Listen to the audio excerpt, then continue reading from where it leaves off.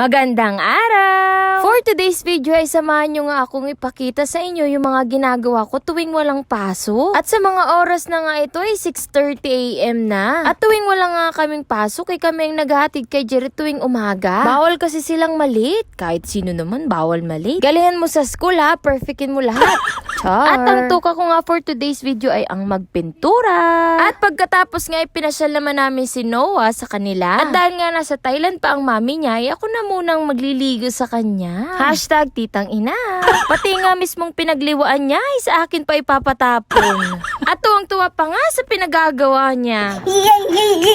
At dahil nga tanghalian ay ako ang magluluto ng aming ulam. Naalala ko kasing may Singapore pala kami kaya niyadyad at nilagyan ko ng karne norte. Nung high school kasi kami ito yung pinakamura na ulam at masarap pa. Sa halagang 5 piso nga noon ay may 2 piraso ka na niyan. At dahil nga lola ko yung nagtitinda niyan sa school, edi may sobrang 2 piraso pa. Ay minsan nga ninapang merienda ko pa yung matitira. Basta damihan lang ng pampalasa at sarapan para umabot hanggang hapunan. Hinintay ko nga lang din mag golden brown at inahon ko na rin. And tadan! Dito na nga yung finished product. At dumating na nga rin pala si mama galing sa pagsumba. Galing pagsumba yan ha, pero halaman ang dala. At syempre ang request ni mama, hindi lang puro mamantika kundi maggulay din daw kami.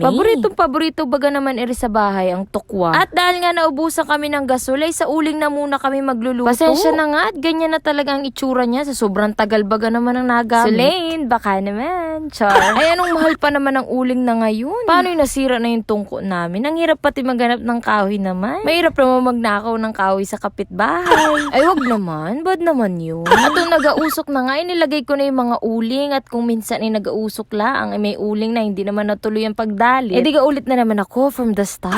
At nagsisigaw pa nga na yung kapatid ko na amoy usok daw.